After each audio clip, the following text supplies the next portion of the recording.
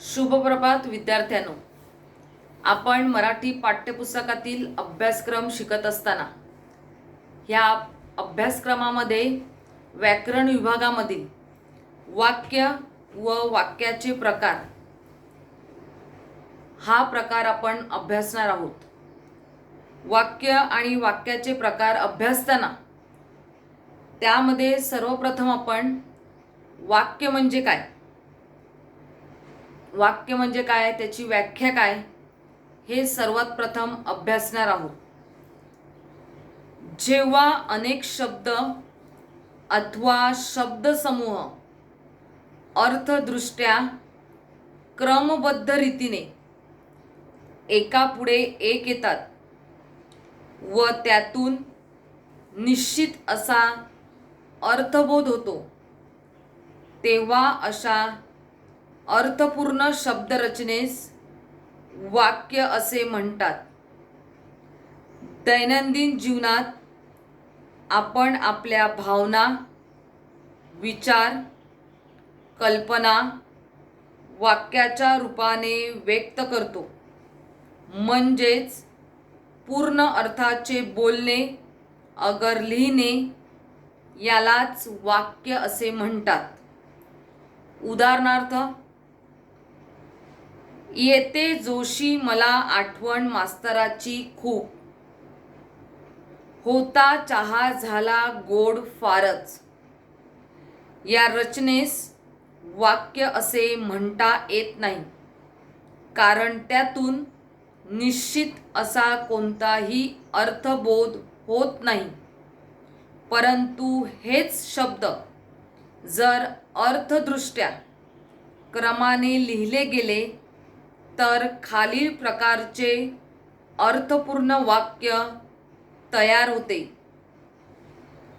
ह्या अगोदर आपण वाक्य कसं बघितलेलं की येते जोशी मला आठवण मास्तरांची खूप. हे वाक्य जर आपण अर्थदृष्ट्या क्रमपद्धतीने लिहिलं तर त्या वाक्याचा अर्थ असा होतो की जोशी मास्तरांची मला खूप आठवण येते. दुसरं वाक्य होतं, होता चहा झाला गोड फारच. हे वाक्य अर्थदृष्ट्या क्रमाने आपण लिहिलं तर या वाक्याचा अर्थ असा होतो, चहा फारच गोड झाला होता. आता आपण वाक्याचे प्रकार अभ्यासणार आहोत. अर्थपूर्ण शब्दरचनेस वाक्य म्हणतात.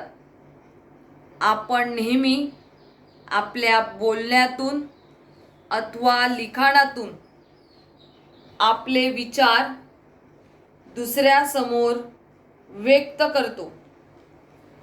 हे विचार कधी आपण साध्या विधानातून तर कधी निरनिराळे प्रश्न विचारून व्यक्त करतो, तर कधी आपल्या मनातील तीव्र इच्छा, आनंद, होकार, नकार, दुःख, आज्ञा, आदेश या स्वरूपात आपले विचार अथवा भावना व्यक्त करतो.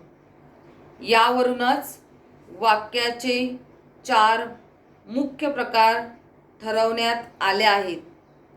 ते पुढील प्रमाणे: 1. विधानार्थी वाक्य, 2. प्रश्नार्थक वाक्य, 3. उद्गारार्थी वाक्य आणि 4. आज्ञार्थी वाक्य. ह्या वाक्याच्या 4 प्रकारापैकी आपण पहिला प्रकार अभ्यासणार आहोत, तो म्हणजे विधानार्थी वाक्य. एखाद्या गोष्टीविषयी एक विधान केले जाते. वाक्यात बोलणारी व्यक्ती आपल्या मनातील विचार अथवा भावना व्यक्त करते. हे बोलणे साध्या वाक्याच्या स्वरूपात अथवा विधानाच्या स्वरूपात असते, म्हणून अशा प्रकारच्या साध्या विधानाला विधानार्थी वाक्य असे म्हणतात. वाक्याच्या शेवटी पूर्णविराम असतो. उदाहरणार्थ, आज रविवार आहे, गुलाबाची झाडे मला आवडतात, आज मी सिनेमा पाहिला, भारत माझा देश आहे.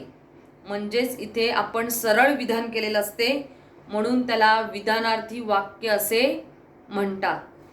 दुसरा प्रकार आहे प्रश्नार्थक वाक्य. ज्या वाक्यात एखादा प्रश्न विचारलेला असतो त्यास प्रश्नार्थक वाक्य असे म्हणतात, किंवा त्या वाक्याला प्रश्नार्थी वाक्य असेही म्हणतात. या वाक्याच्या शेवटी प्रश्नचिन्ह असतो. उदाहरणार्थ, आई मी खेळायला बाहेर जाऊ का? प्रश्नचिन्ह. काय खात होतास रे वर्गात? प्रश्नचिन्ह. ही घोडचूक कोणी बरं केली? प्रश्नचिन्ह. परीक्षेला का घाबरायचे? प्रश्नचिन्ह. म्हणजे जिथे आपण समोरच्या व्यक्तीला का, कोणी असं जरी विचारलं तरी तो प्रश्न आहे, आणि प्रश्नार्थक वाक्यामध्ये प्रश्न विचारल्यानंतर त्याच्या शेवटी प्रश्नचिन्ह हे चिन्ह द्यायचं आहे. तिसरा प्रकार आहे उद्गारार्थी वाक्य. या वाक्यातून भावनेचा उद्गार, भव्यता, नवल, घृणा, राग वगैरे तीव्र भावना अथवा विचार व्यक्त होतात. अशा तीव्र इच्छा अथवा भावना प्रकट करणाऱ्या वाक्यरचनेला उद्गारार्थी वाक्य असे म्हणतात. या वाक्यात उद्गारार्थी चिन्हाचा वापर केलेला असतो. उदाहरणार्थ, किती भयंकर प्राणी आहे तो, उद्गारार्थी चिन्ह द्यायचं. केवढी उंच इमारत ही, अरे अरे केवढा मार लागला त्याच्या डोक्याला. अरे वा, उद्गारार्थी चिन्ह, तुला लॉटरी लागली होय. तर ह्या वाक्याच्या प्रकारामध्ये, उद्गारार्थी वाक्यामध्ये आपल्या मुखावाटे आपण जे उद्गार बाहेर काढतो त्या उद्गारानंतर हे उद्गारार्थी चिन्ह देऊन वाक्य लिहायचं असते. वाक्य प्रकारातला चौथा प्रकार आहे आज्ञार्थक वाक्य. ज्या वाक्यातील क्रियापदाच्या रूपावरून आज्ञा, विनंती, प्रार्थना, आशीर्वाद, हुकूम अथवा इच्छा व्यक्त केलेली असते त्या वाक्याला आज्ञार्थक वाक्य असे म्हणतात. उदाहरणार्थ, मुलांनो रोज देवाची प्रार्थना करा, ही आज्ञा आहे. तो कचरा उचला, हा एक प्रकारचा हुकूम आहे. बाबा मला सहलीस पैसे द्या ना, ही विनंती आहे.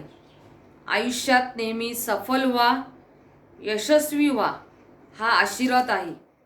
परंतु ही सर्व वाक्य ही आज्ञा असली, हुकूम असला, विनंती असली, आशीर्वाद असला, तरीसुद्धा ही सर्व प्रकारची वाक्य ही आज्ञार्थक वाक्यामध्ये येतात. आता ह्याच वाक्यप्रकारामध्ये पुढचा प्रकार आहे होकारार्थी वाक्य. या वाक्यातून होकार अथवा स्वीकार दर्शविला असतो. उदाहरणार्थ, मुले अभ्यास करणार आहेत, आई माझ्याबरोबर येण्यास तयार आहे. म्हणजेच ह्या वाक्यातून आपल्याला होकार असल्याचं लक्षात येतं, म्हणून त्याला काय म्हणतात? होकारार्थी वाक्य. दुसरा प्रकार आहे नकारार्थी वाक्य. या वाक्यातून नकार अथवा मनाई दर्शवलेली असते. मी डाव्या हाताने लिहिणार नाही, मी मुंबईला जाणार नाही. म्हणजेच ह्या वाक्यातून नकार दर्शविलेला असतो, म्हणून ह्या वाक्यास नकारार्थी वाक्य म्हणतात. तर प्रिय विद्यार्थ्यांनो, वाक्य व वाक्याचे प्रकार आपल्याला परीक्षेमध्ये व्याकरण विभागामध्ये वाक्याचा प्रकार ओळखा हा 2 गुणासाठी प्रश्न विचारला जातो, आणि दिलेल्या वाक्याचा प्रकार बदला हा 2 मार्कासाठी प्रश्न विचारला जातो. तर आपण सर्वात प्रथम वाक्य म्हणजे काय, वाक्याचे प्रकार आपण ह्या वाक्य व वाक्याचे प्रकार ह्या अभ्यासक्रमात अभ्यासलं.